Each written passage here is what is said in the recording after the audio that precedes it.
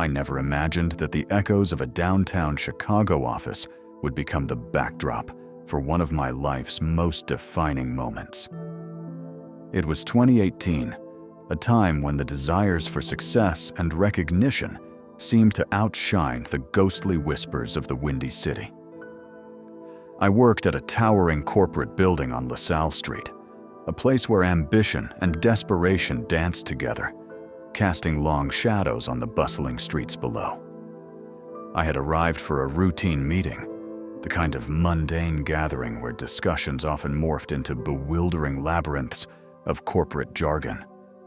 But that particular morning, the heavy mahogany conference table was more like a stage where humiliation awaited, stinging and inevitable. It was in the middle of presenting my ideas, a burst of energy, a proposal I had labored over, that my boss did the unthinkable.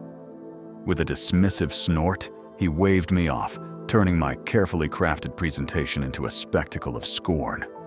The room, filled with suits fragranced by expensive colognes, erupted in laughter. The sound shattered my resolve like glass, its sharp edges slicing through my self-esteem. "You think that'll save our numbers?" he scoffed, his voice a weapon, every syllable aimed with precision. In a blink, everyone else around that table had turned into spectators of my public downfall. And just like that, I became silent and invisible, my dreams evaporating like the morning dew under the bright sun. Before that chilling day, my world wasn't perfect, but it was bearable.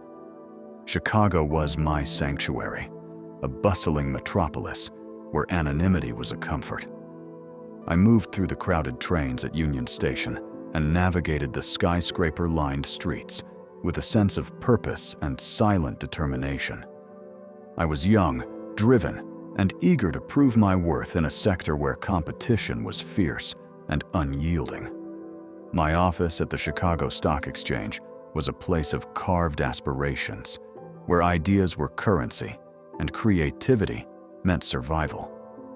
Each day started with me walking past the hustling commuters, my briefcase in hand, my mind rehearsing the tasks ahead. My role wasn't glamorous. I worked in a mid-tier investment firm, tasked with analyzing potential market shifts, attempting to predict the unpredictable. Despite the challenges and the pressure, I loved what I did. Numbers became stories, and those stories begged for interpretation. Outside the glass walls where I sat, the city whispered its turbulent history, the rhythm of resilience in every footstep along Michigan Avenue. I wasn't someone who often stood out, but I hoped my contributions spoke volumes. I viewed my boss, Tom, as a mentor, someone whose critiques I took in stride, crafting myself into a more refined version with each encounter. But I didn't realize then that in the corporate ecosystem, predators often lurked behind the guise of mentorship.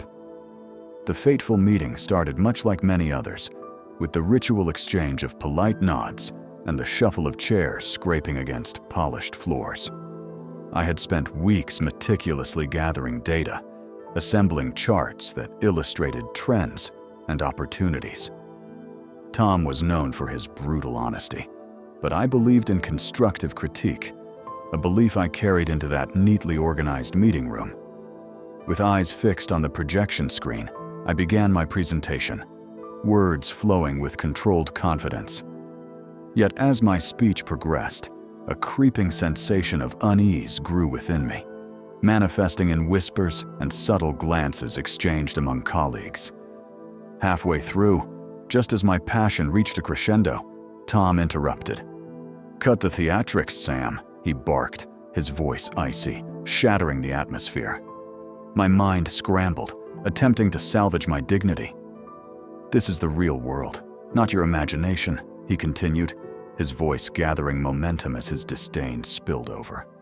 My colleagues watched on, their faces a canvas of schadenfreude and mild discomfort. In that moment, every ounce of self-worth shriveled under the harsh glare of fluorescent lights and ridicule. The fear of career suicide enveloped me fully, as his smirk left an imprint, an indelible reminder of power abused amidst towering skyscrapers. The aftermath was crippling. I floated through the office corridors like a ghost, unnoticed and unheard, amid the lively banter of suits discussing last quarter's results. Every interaction felt charged with the weight of my humiliation, every passing whisper resonating with echoes of laughter that ricocheted off the walls.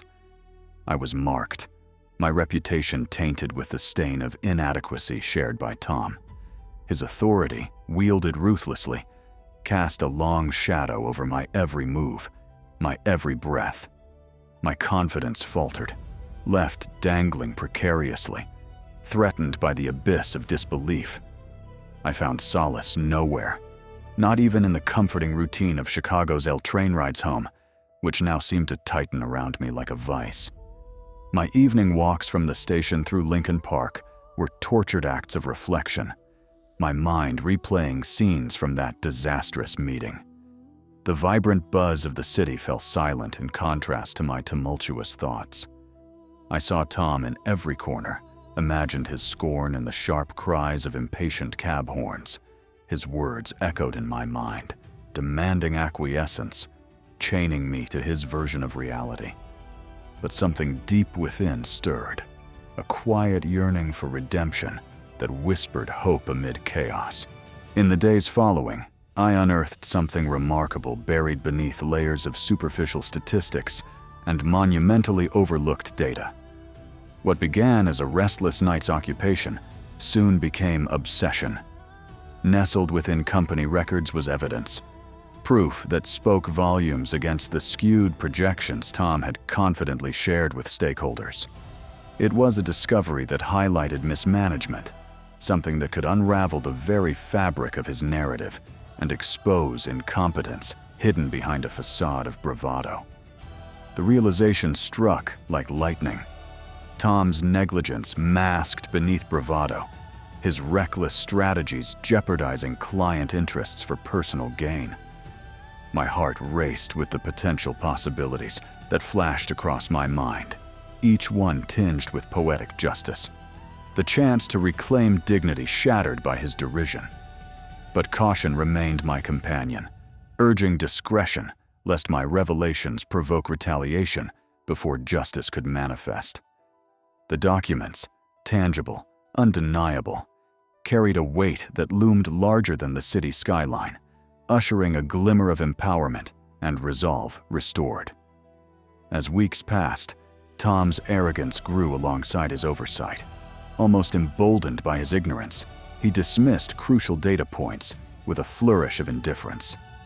I witnessed his habitual disregard with newly opened eyes, realizing that his conceit blinded him from discerning looming disaster ahead. The office dynamics shifted subtly. Whispers circulated among colleagues who grew weary of his tyranny, finally recognizing the hollowness of his depiction. A sense of impending upheaval endured, with tension rising like Chicago's unpredictable winds. Then, in a moment of audacity that swayed my judgment, Tom called for an intricate client event, a celebration intended to boast triumphs artificially inflated by numbers he failed to comprehend. His delusions fueled declarations backed by hollow assurances, leaving our team vulnerable before critical stakeholders. It was his gravest error, his downfall meticulously brewing beneath his inflated ego. Seizing this turning point, I worked covertly and tirelessly, weaving together strands of discrepancies, ensuring my uncovering of evidence aligned precisely with his scheduled extravaganza. The event was lavish, held at a celebrated Gold Coast venue adorned with shimmering decor and superficial promises. The air was electric, charged with anticipation and ambition. Every face, a mask concealing apprehension. Tom took to the stage, syrupy accolades slipping effortlessly from his tongue, basking in unwarranted glory while spectators absorbed the false grandeur. But amidst orchestrated applause, a murmur crescendoed, new revelations unfurling truth that drowned his deceitful charms. A carefully planned conversation ignited among key stakeholders, seeded by the revelations from the records, subtly dismissing his discourse with skepticism now justified. It wasn't long before the room swayed toward realization, their whispers amplifying, creating cracks in Tom's fortress. Confrontation ensued as I presented my meticulously documented proof before the board. The carefully disguised truth pierced through convenience, unraveling the reckless fabric he had sewn. With each revelation, numerics reversed. Humiliation returned tenfold. Tom faltered. His countenance crumbled as justice prevailed over his swagger. The retribution echoed through corridors, a silent yet thunderous ode to suppressed integrity restored at last. As Chicago settled outside, the air hinted at new beginnings, leaving behind a cityscape painted with justice, the symphony of vindication humming through its streets.